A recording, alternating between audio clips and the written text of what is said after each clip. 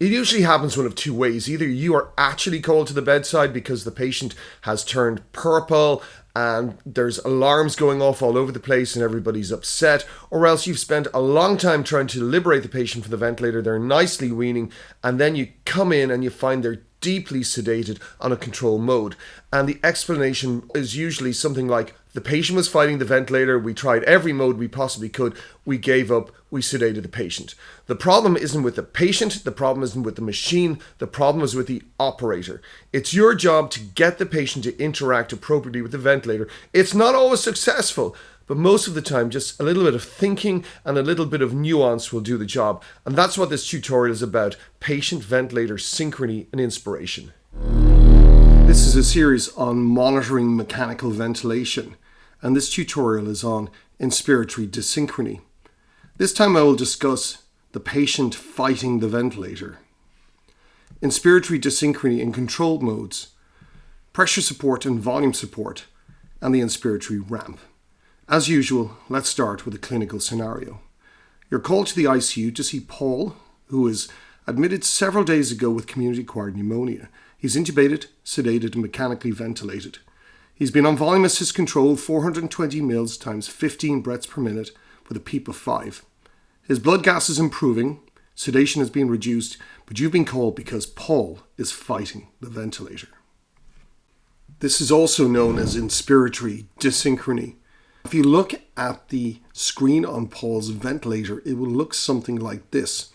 Take into account that he's on volume assist control with a constant flow pattern with a peak flow of 29 and 380 mil tidal volume with no pause. I want to zoom in on the pressure and flow waveforms. Take note of the shape of this pressure waveform. This is a characteristic picture that you need to know about and you will be expected to identify. I'll explain what it is. This is the pressure waveform that you would expect to see on Paul. It's a shark's fin shape because it's a constant flow pattern. So the pressure rises gradually in the airway till it reaches the peak pressure at end inspiration. Now let's look at Paul's waveform. It looks like this. It's different, isn't it? Right here, it looks like the pressure waveform has been gouged out or scooped out. So the pressure goes up and then it goes down and then goes back up again. And this is known as scooping. And what's happening here is the patient is demanding more flow from the ventilator than the ventilator is set up to deliver. What's the peak flow here? The peak flow is 29 liters per minute. And this is the major drawback of volume controlled ventilation: flow limitation. When a patient inspires, the diaphragm descends and there is negative pressure within the thorax. Flow then goes down the endotracheal tube into the lungs, and we get this sinusoidal flow and pressure pattern. The pressure is negative, it gets to a nadir, and then it goes back up again. The flow is positive, it goes to a zenith, and then it goes back again to zero. The point of highest flow is known as the peak flow, and this red line represents the patient's peak inspiratory flow.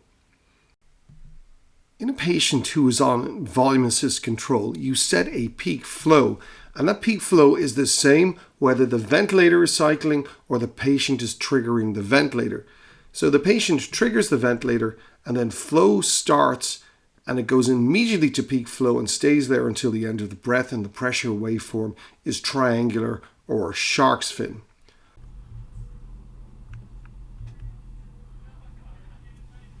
Before we look at Paul's situation, I want to introduce you to a system that I will be using for the remainder of the forthcoming tutorials, where I overlay patient effort with ventilator activity to show you how it matches up or mismatches. On the top is flow and on the bottom is pressure. As we are discussing volume control, I must insert a peak flow rate, and that is the blue dashed line. The patient triggers a breath. Let's work our way through this picture. Everything in red or yellow is patient effort. So the patient triggers the breath. They do this as part of their own inspiration. Then the ventilator generates a flow of gas that pressurizes the airway. On the flow waveform, the pressure sinusoidal flow waveform is here. The zenith of that curve is patient peak flow. The green waveform is ventilator flow. Note that the patient's flow waveform is contained within that of the ventilator, so that flow and demand are matched. In later slides, I will color the pressure waveform for spontaneous breaths orange as opposed to green here for assisted breaths. Now let's have a look at the situation with Paul. The first thing is we need to set the peak flow on this. His peak flow rate is 29 litres per minute, and there's likely a good reason for this. When Paul had, for example, ARDS, his lungs may have been very stiff, and higher flow rates may have led to very high airway pressures. This, of course, is often missed when the patient is transitioned to assisted breathing. And let's see what it looks like when we're using this paradigm. Remember, red is what the patient is doing, and green is what the ventilator is doing. And you can see here that his peak flow is higher than the peak flow that's being delivered by the ventilator. So there is a flow demand excess from what the ventilator is supplying to what Paul is demanding. And on the other side, he has negative pressure excess, because negative pressure is what he's generating within his thorax, and as a consequence of this combination of high negative pressure and inadequate flow, there is scooping of the pressure waveform, which represents flow hunger. So what are you going to do here? What you're going to do is dial up the peak flow. So we're going to go up to a higher peak flow, and hopefully Paul's peak flow stays the same. The demand that he takes himself remains the same, and we should see a picture that looks like this in volume control. And you can see that his flow demand waveform sits within the flow waveform that's on the ventilator, and as a consequence, there is no scooping of the pressure waveform. The alternative approach that we could use for Paul is to put him onto pressure control ventilation, and this resolves most of the problem, because in pressure control, the harder the patient draws backwards and generates negative pressure within their thorax, within their lungs, the greater the inspiratory ramp, the greater the pressure gradient between the ventilator and the lungs, the greater the flow. So the harder he draws in, the higher the flow to meet his demand. And for all intents and purposes, pressure control is flow unlimited. And in this case, his flow demand is exceeded by flow supply. So there's two ways of fixing flow limitation and volume control. The first thing is to increase the peak flow to, in this example, 50 litres per minute. The second is to put him onto pressure control mode. So let's see what happens when we put him on a higher flow. This is where we started on 29 litres of peak flow on constant flow. We can zoom in, you can see that scooping now very neatly. You'll identify that, you'll never forget that. This is what we're looking for, this nice shark's fin picture. So we'll go up to 50 litres on peak flow. It looks better, but there's still a fair amount of scooping. Let's go up to a higher peak flow of 60 litres, still a lot of scooping. So in this case, I will abandon volume control on Paul, and I will go ahead and put him on a pressure targeted mode, because pressure targeted modes do not limit flow. And the reason they don't limit flow is exactly as I've mentioned. Here we have a situation where we have a pressure limit of 20 in a PEEP of 5. The inspiratory ramp is 15 centimeters of water, and the patient gets 450 mils. Now, if the patient inspires and generates negative inspiratory effort of minus 3 centimeters of water, now the inspiratory ramp is 18 centimeters of water and the flow is higher. So when you change to a ramped mode, this is what you will see. You'll see a much better flow and pressure waveform. And this can be achieved by going to pressure assist control, volume guaranteed pressure control, or bilevel pressure control. This is an example of a patient on volume guaranteed pressure control where they're getting fairly impressive flow rates. And this is a patient on pressure assist control. How do you decide which pressure control mode to use? Well, you've decided to use pressure control because of the unlimited flow. So you've got to decide what's important to you. For example, is a volume target very important to you? In other words, do you want to have a minimal tidal volume that's more or less guaranteed? Then in that situation, you're going to use volume guaranteed pressure control. If the volume target isn't that important, then you have to look at your other values. For example, is mean airway pressure important? And you want the patient to breathe spontaneously? Well, in that situation, perhaps you should choose bi-level pressure control. If the mean airway pressure isn't important and you can't get the patient to take sufficient depth of breaths with spontaneous ventilation, then you should consider pressure assist control. I will point out that there's no panacea to flow dysynchrony. This is a patient, for example, who's on volume guaranteed pressure control, where technically the flow should be unlimited, but clearly this patient is dysynchronous. Let's look at how you transition to spontaneous modes. If the patient is assisting most breaths, then there are a variety of different pathways you can follow towards a spontaneous mode of ventilation. And generally, the patient's going to be on volume guaranteed pressure control, volume control, or pressure control, depending on what your ICU standard mode of ventilation is. It would seem to me that if the patient's on volume guaranteed pressure control, the obvious route is to go to volume guaranteed pressure support or volume support as your weaning mode. If the patient's on volume control or pressure control, most ICUs will use pressure support, although depending on the level of severity of injury, where if the patient doesn't need very high support, then proportional assist ventilation may be a good option, and we will cover this later in the course. And so I would think of that as being what you'd use for moderate levels of support. Higher levels of support, pressure support, or volume support. And then if you really don't want to give any support at all, you just want to help the patient breathe through the tube, you have the option of tube compensation. We need to talk about pressure support. Pressure support is the most popular mode of ventilation in the ICU, and most people who work there love it. They consider it their base mode. They wean most patients to it. And there's a lot of misinformation about pressure support out there. It's key to understand that pressure support is very different for different patients at different times. And we really have no idea what's going on with the patient underneath the veil of pressure support. Oftentimes, the patient just triggers the ventilator and the machine does all the work itself. So let's just go back through pressure support for a discussion about how it works.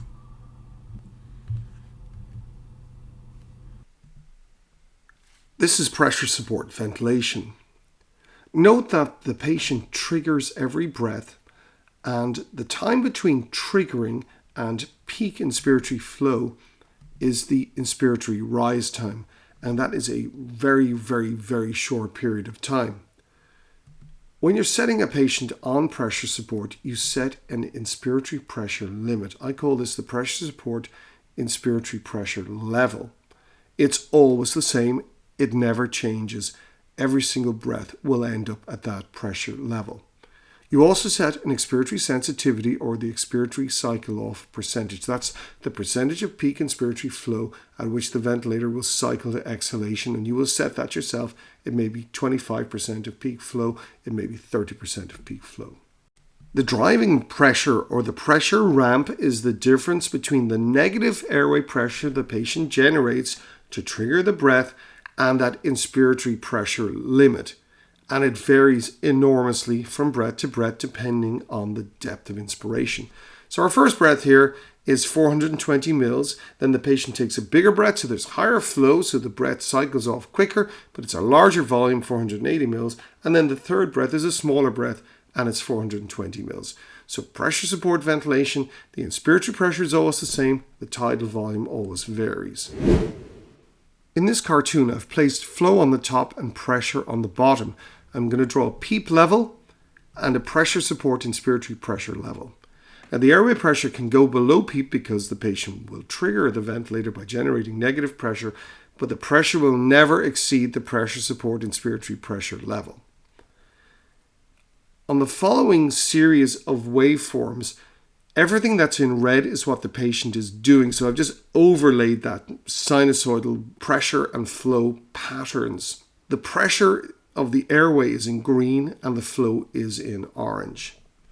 So you can see here this patient is taking different sized breaths. So there's more flow in some breaths and less flow in other breaths. And this is matched by patient effort. And this is how we assume most of the time the patient is interacting with the ventilator and pressure support. They take big breaths, the ventilator matches that and gives them flow, and they get tidal volumes. But that is not always the case. The only thing you can say for certain is that the airway pressure meets the pressure limit. Because pressure support is an all or nothing mode, as long as the patient triggers the breath, the ventilator will discharge to the pressure support inspiratory pressure level irrespective of true patient effort, which in this case is minimal. In other words, all the patient is doing is triggering. There's no real work of breathing. The flow rate is the difference between the PEEP and the pressure support inspiratory pressure, as is the flow cycle time. That pressure gradient and the tidal volume that the patient gets is determined by the lung compliance. Now this is a bike, and if you saw somebody cycling this bike, you think, well, that's a regular bike. But in fact, it isn't. It's a regular bike that is fitted with an electric motor. And this can be cycled various different ways. You can have no electricity on, or you can give yourself a mild boost, a moderate boost, or a big boost if, for example, you want to go up a hill. The thing is that seeing this person cycling on this bike, you would not know how much power they're using. And I think this is an illustration of what really happens with pressure support. Yes, the patient is triggering the ventilator, but how much work is the patient doing underneath all of that? They could be doing a lot of work, or they could be doing very little. And we're not even sure that once the patient starts getting pressure support, whether they just get a bit lazy about breathing because the machine is doing the work for them, just like the electric bike is essentially cycling for you. The tidal volume in pressure support is related to compliance. You can see in this picture, the second breath delivers a smaller volume than the previous one because the compliance is falling. The third breath restores the tidal volume, usually caused by a transient increase in PaCO2, but at what cost? Significantly greater negative airway pressure and work of breathing. Now, the bedside clinician will walk by and say, well, the tidal volume is on average 415 mils, but what they don't get is how much the patient has to work to get this tidal volume. And this is one of the major drawbacks of pressure support. If we look at a cartoon of the patient's own airway pressure, that is the effect of the transpulmonary pressure on the airways versus flow demand for each breath. Although breaths 1 and 3 deliver the same tidal volume, the patient is literally gasping in breath number 3. Although the patient's spontaneous breaths are all supported in pressure support, the pressure limit is constant from breath to breath, and tidal volumes may be variable depending on the inspiratory ramp. Tidal volumes may fall with deteriorating lung compliance, but they may be enormous depending on how much work the patient does. And the tidal volume may be very misleading, as may the airway pressure, because you don't really know what the transpulmonary pressure is, and sometimes the patient is generating a massive negative pressure within their thorax just to get that tidal volume. Let's look at volume support. Is volume support the solution for the problems that we associate with pressure support ventilation? This is volume assured pressure support. It looks like pressure support, but the inspiratory pressure may vary from breath to breath. The ventilator alters the support levels in order to deliver a desired tidal volume, but there is no change in pressure or flow within the breath, unlike, for example, automatic tube compensation. So each breath that is given to the patient is determined by the breath before, not that particular breath. In volume support, there is an unspecified pressure limit that resides 3 to 5 centimeters below the P max. That is the pressure limit that the operator sets to ensure that coughing or double breathing does not cause barotrauma. The difference between the pressure limit and the Pmax is different from ventilator manufacturer to ventilator manufacturer, and it varies. For Puritan bended ventilators, it's 3 centimeters of water. For Draeger ventilators, it's 5 centimeters of water. On this ventilator, the Pmax is set at 33 centimeters of water and the pressure limit is -3, meaning 30 centimeters of water is the pressure limit. The desired tidal volume is 450 mils. When the patient triggers the ventilator, flow and pressure are adjusted breath to breath to achieve this. Consequently, the airway pressure varies between breaths. Have a look at this picture. What mode of ventilation do you think this patient is receiving? Is this pressure support or is this volume support? Well, let's draw a line along the airway pressure, and you can see that the airway pressure varies from breath to breath, so this is volume support. When you set up volume support, instead of setting a pressure support inspiratory pressure level, you set a desired tidal volume, but the rest of the settings, the rise time, the flow by or pressure sensitivity, and the expiratory sensitivity are the same. In this case, we desire 470 mils of tidal volume, and that has been achieved. Well, the major advantages of volume support are that it's an ideal transition tool between controlled mechanical ventilation and semi-supported spontaneous breathing, such as tube compensation or T-piece or even minimal pressure support. It's highly forgiving. The average tidal volume is delivered over time irrespective of compliance, resistance and movement. It avoids the risk of someone changing the pressure support level while they're doing a walk-by in the ICU and they think the tidal volumes are too high and they turn it down, but actually that was just a sigh. And it's reassuring if there is a distracted or an inexperienced bedside practitioner. The major drawback of volume support is that you may not recognize that there is a deterioration in respiratory function as the ventilator is making adjustments on your behalf. It's somewhat a closed-loop mode of ventilation. This is particularly problematic if the Pmax is set too high, for example, in excess of 35 centimeters of water. It is much easier to police the pressure support inspiratory pressure level because most of us are used to using pressure support, and we know that if we're needing 20 centimeters of water or more of pressure support, the patient has a real problem, but you won't see this in volume support. Let's look at an example of some of these issues. In this situation, compliance is worsening, but the ventilator continues to support the breath with ever-increasing pressures until the pressure limit is reached, and that's in the third breath. Note that the peak pressure in the first breath is 15, in the second it's 26, and in the third, which is curtailed, that breath, the pressure would have exceeded 30 centimeters of water.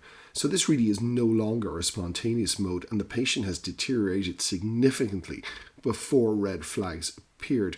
So you need to be quite vigilant if you're using this mode. It's very forgiving, but this may happen. It may not happen instantaneously like I've just shown you. It may happen over several hours. But the saturations remain the same. The end tidal CO2 may remain the same. The tidal volumes are the same, but the airway pressures are going up. Also, keep in mind that the flow rates on modern ventilators are very different than on older machines and on non-invasive machines and on anesthetic machines. Modern ICU-style ventilators do not have bellows or pistons.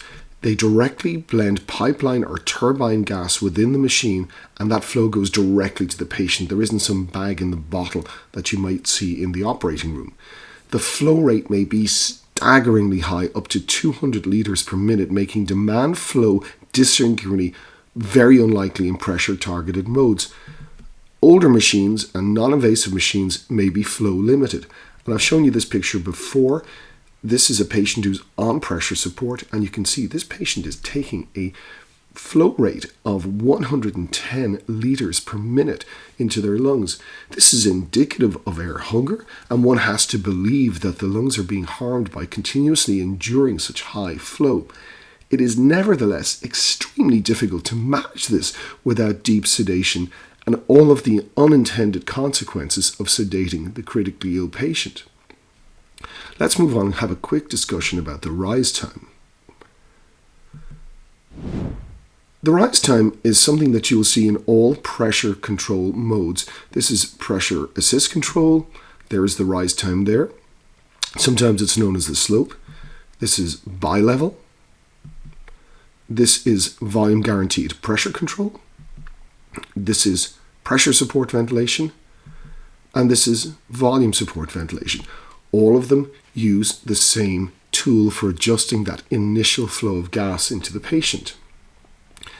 And the reason why a rise time even exists is because the ramp between the peak level and the peak airway pressure is essentially whatever the depth between each one is. So the greater the ramp, the faster the flow of gas. And that is not always necessarily something that you want because, for example, a patient may have very stiff lungs, and by sending the flow of gas in really quickly, that gas may just pressure cycle the ventilator because it just goes in too fast. The lungs are non-compliant and the gas just bounces off the lungs. So you want some way of putting dampers on that flow so that you have a bit more control of that initial flow because you can't control the pressure ramp.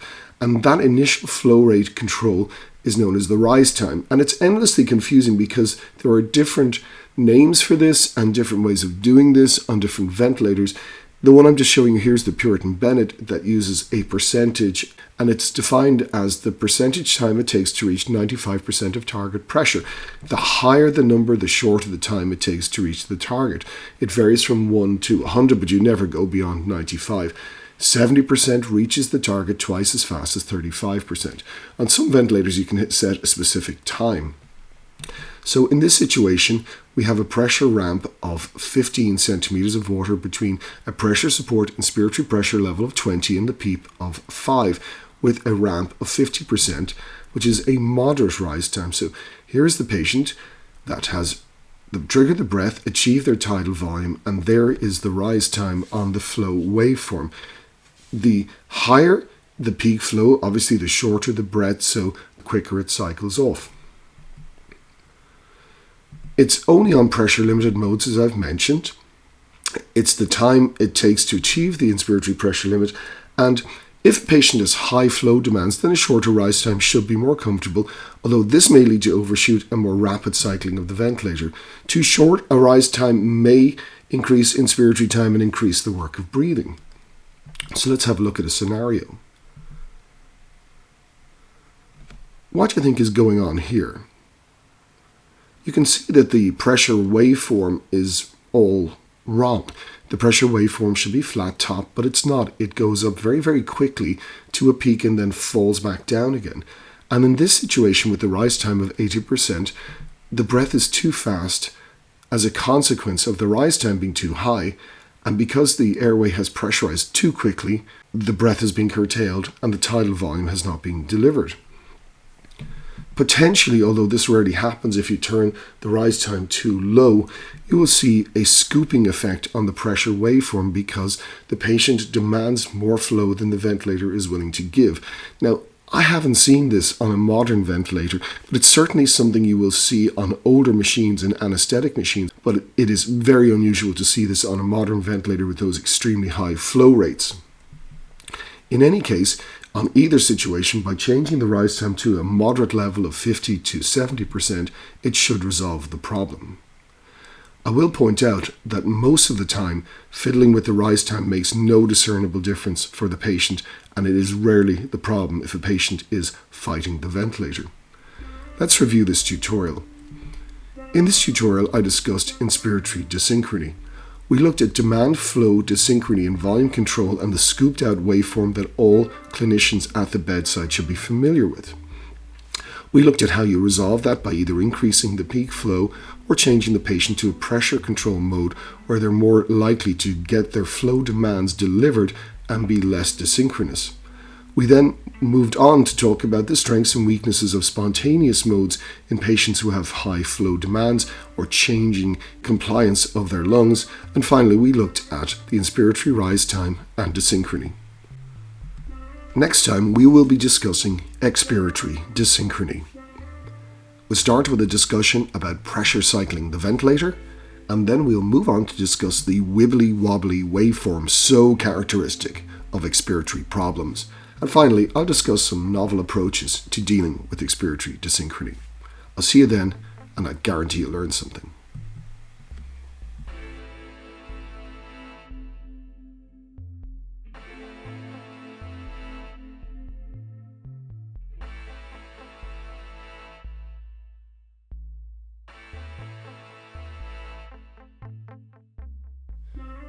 So that was patient-ventilator dysynchrony on Inspiration. Next time we look at expiratory dysynchrony, and I'll introduce you to the wibbly-wobbly waveform. If you're enjoying these tutorials, please subscribe and follow me at ccmtutorials.org. Send me some likes and leave me some nice comments. I'll see you soon.